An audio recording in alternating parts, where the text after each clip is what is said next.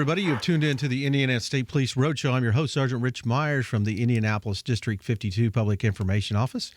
With me today is Trooper John Perrine from the Indianapolis District. Been with us before, a guest on my show. We want to thank the Indiana State Police Alliance for their continued support of the Indiana State Police Roadshow and their subsidiary, the Cops for Kids, that comes with us each and every week. And also Tom Trial behind the scenes, putting us on YouTube each and every week. Thank you for their continued support. And John, thank you for coming back. We appreciate you being here today. Yeah, glad to be here. Thanks for having me. Well, John, we're talking about something that's kind of timely. It's been in the news, unfortunately, all over the United States, nationwide, worldwide, is these active shooter scenarios and things that are going on throughout the nation and across the world. And I know the state police has stepped up to the plate kind of early on and done some training, done some stuff within our department and within law enforcement. But now we kind of got something we're reaching out to the public with, don't we? Yeah, absolutely. We've spent years as law enforcement preparing for these events and how we're going to respond to them.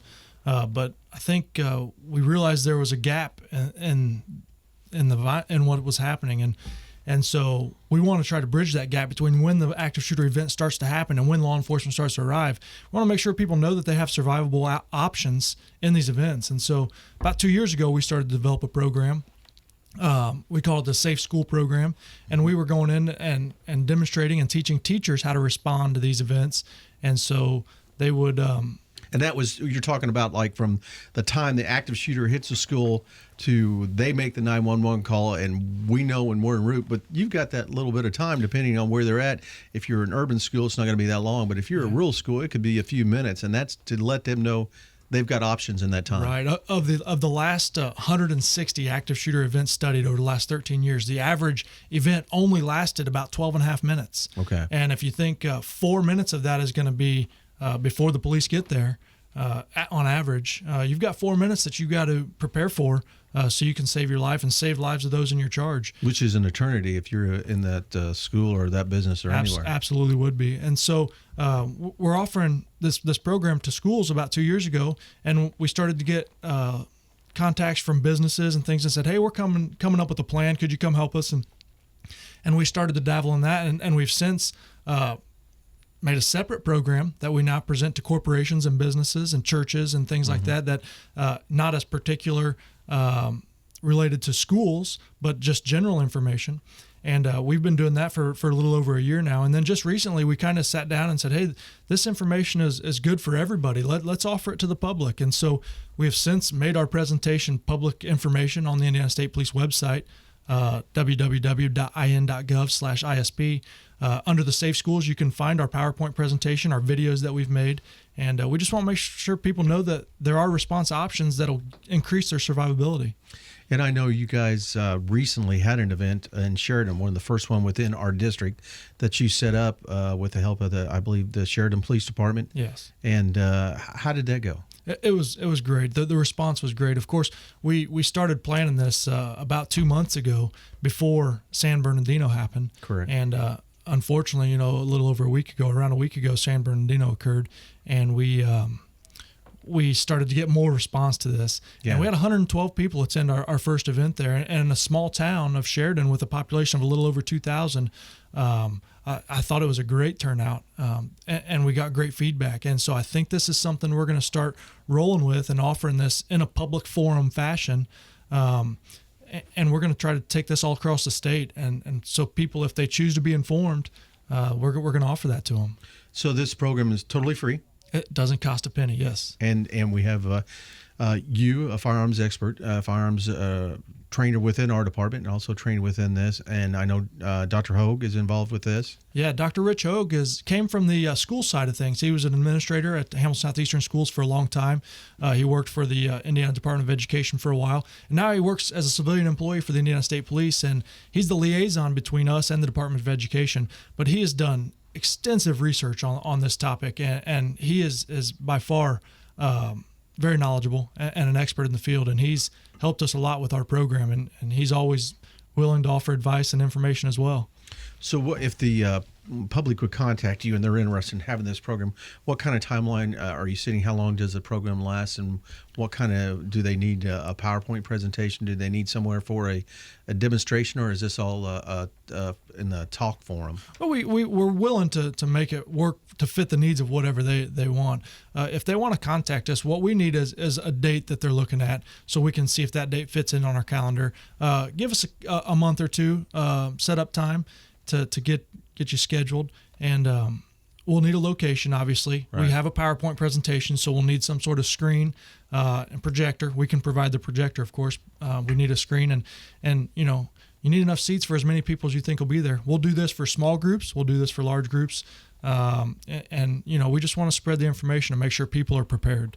And again, to contact Trooper Perrine, you can either go to his personal email at the State Police Post, or at his State Police. It's jperrine, JPERRINE at isp.in.gov, or just contacting your local public information officers like myself or anyone within the state. And these are not just for Indianapolis. This is all around the state, correct? Absolutely. This is a program that is statewide, and we have troopers across the state presenting these programs. And again, it was originally designed for schools, and we've done dozens of schools with this program, and we always get positive feedback. But we've started, with the recent events, we want everybody to be prepared, and it simply comes down to having a plan. Right. Something that you can look forward, and we want to get into that too, and talk a little bit about the actual plan that you have and the actual scenario or actual program that you put out there. The options that you give these folks, and you tell them to always be aware of the surroundings, because a lot of times they get into a situation and they don't know what to do in that situation. Absolutely. We're not trying to scare people. We don't want them to change the way they live their lives. Right. We just ask them to increase their awareness. If you're at the restaurant or the movie theater or the shopping mall, know where your exits are. Be aware of the people that are coming and going around you, and that. But you don't have to live in a heightened sense of awareness all the time. Just simply be a little bit more aware than you might already be. The most important thing and the key to any survival and any violent encounter is going to be having a plan. Mm-hmm. It doesn't have to be an elaborate plan. A simple plan might be as simple as knowing where the exit is. Right. But that's the key to survival is developing a plan ahead of time. Well, again, this is Sergeant Rich Myers with the Indiana State Police District 52 Public Information Office. You're listening to the Indiana State Police Roadshow, brought to you by the Indiana State Police Alliance and Cops for Kids, a subsidiary of the Indiana State Police Alliance. And I'm speaking with John Perrine, who is a firearms instructor for the Indiana State Police, and also a instructor for the unarmed response or active shooter and other active shooter programs that the Indiana State Police give. John, I'm assuming too, if you've got your family, you want to have this plan in advance. When something happens, is not the time to try and tell everybody which way to go. Yeah, I like to tell people that if the first time you ever think about how you would respond to an active shooter or a violent encounter is when that's happening, you're going to be at a major disadvantage. It doesn't have to consume your life. Simply sit down and think about, hey, if I'm walking through the mall and I hear what I think is gunfire, what are my options? What am I going to do? And we'll get into those options here. We simplify it, and we've based our program on run, hide, fight. Right. First option, and the most logical, would be to run or escape the area. If you find yourself in an area where violence or an active shooter is occurring, and you have the ability and the information to escape, and you know where you can escape, it's probably your best option. Get as far away from the violence as you can. Alert others in your path. Let them know what you know. Let them know where you're going, but don't let them slow you down. Once you make that decision, go ahead and escape. Your second option would be to hide. Or barricade yourself in place. And it's just that. If you're in a place and you don't have good information about where the violence is or what it is, but you know it's happening, you may shut and lock your door, barricade, and try to gather as much information or give as much information over the phone that you can, and wait for messages and prepare for that. Then your last option is not the one that we want people to do, Right. but it's fight. If you're surprised by the violence or you have no other choice, you can't run, you can't hide, you may have to fight for your life. And it's just that. Everybody has the right to fight for their life. And so we want people to know that we would never expect anybody just to sit down or lay down and take it. We want you to be prepared mentally to fight for this thing if you have to. And again, I think you and I have talked about this before. Your gut instinct. A lot of times, people that may or may not be gunfire. That may or may not be something going on there, and kind of shrug it off. But you really shouldn't, should you? Absolutely not. We talk to a lot of the people that have been involved in events like this, and they'll tell you it feels surreal. And it would be really easy to talk yourself into believing it can't be true. If you hear what you think is gunshots in your office building, it'd be really easy to think, well, maybe somebody just slammed a door, or somebody has firecrackers today, or somebody's playing a joke. But don't downplay it. Doesn't mean that because you hear a door slam, you have to immediately run into a lockdown mode or an escape mode, but increase that awareness at that time and listen for sounds of violence or smell for smoke or gunpowder or something like that before you make your decision. You got to know what your options are, and you got to be ready to change that plan. Yeah. Just because we're in a hide situation, we've got to prepare to either escape or fight. If we're running or escaping, we might prepare that could turn into a hide, or that could turn into a fight, and just vice versa, even a fight. If you're engaged in a fight and you have an opportunity to disengage and escape at that point, that might be your best option. And I'm sure that probably these plans should be practiced. I'm sure like a fire drill. If you don't know what you're doing, it's not going to be that good. So these plans that they have in place should be practiced every so often. Absolutely. Organizationally, they should be practiced. If you're a business manager, business owner, you need to not only formulate a plan, but practice that plan. Individually, absolutely practice. At your house, you can practice escaping, seeing if you can get your family out through a window that you think, upstairs if you need to get onto the roof. You can practice things like that, not just for a fire, but for any kind of violence that might happen in your house. And so if you formulate a simple plan and practice that plan, if you ever find yourself in one of the low percentage chances of being involved in one of these violent encounters, you're going to be way ahead of the game, and you're going to survive. Your chance of survival is going to be incredibly increased. So with this new plan that we have, the unarmed response, the business owners that contact you, should they have a plan already, or can you help them with that plan? A little bit. We won't come in and write their plan for them. However, we'd be happy to sit down with them and let them know what we've seen in other plans that might work for them. We can't accommodate everybody that calls us, unfortunately. Schools take priority. Right.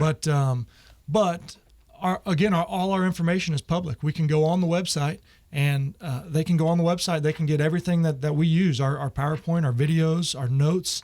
It's all there for them to read to help them develop their own plan. Okay, so that's all available free of charge again on the website. Free of charge, absolutely, yes. And again, that's www.in.gov/ISP, or the best way, if you don't remember that, is just your favorite search engine, put it Indiana State Police. Right there it comes up on the left-hand side. I believe it's school safety. Is that what it says? Yeah. On the link, school safety, to click on that. And if you want to contact John about a program, or to find out more about the Indiana State Police, any of their programs that we can help you with, that's a good spot to go to find your either public information officer, or to get a hold of John, so that we can do that. If somebody finds themselves in this encounter and they've escaped, they've gone, they're out of the area, they should stick around, wait, be gone. What do you recommend for that? If they've escaped the area from the violent situation, but they're still have been involved with that, they should still report back to you and be available. At some point, yes. I think in the immediate time frame, if you can escape and get away to a safe area, then just stay there. Yeah. We don't expect you to come back to the scene. You can make contact and say, hey, I was there, I got out. We need to make sure they're accounted for. In any kind of large business or corporation, at some point during this thing, we're going to have to account for everybody that was in that building. Right. And so if you've escaped, somebody should know, because if we're looking for you inside that building, it might be good for us to know. But your number one priority should be your own safety and the safety of those around you. So, these things take a lot of time. Yeah, it's not going to be once done. The initial officers stop the violence, which is their only job. Right. Once that violence is stopped, then everything can slow down, and we're going to start the investigation. But we obviously have to stop the violence and get the wounded out of there first, and then we'll come find you if necessary. And that's going to be the priority again, is to stop the violence. Absolutely, yes. Well, we're out of time, but John, thank you for coming in. We appreciate you being here with this valuable information, and I'm sure you're going to be busy here in the next few months. Yeah, my email has been busy since our Sheridan program, but thanks for having me. Good. Well, again, you've been listening to the Indiana State Police Roadshow, brought to you by the Indiana State Police Alliance. Cops for Kids, a subsidiary of the Indiana State Police Alliance. We've been talking to Trooper John Perrine about the new program, the Unarmed Response to Active Shooter program. Again, if you're interested in this, go to Indiana State Police website. Just Google Indiana State Police. It'll bring it up. You can find all the information there. It's available on our website. Thank you for listening. We'll catch you again next week on the Indiana State Police Roadshow. Roadshow out.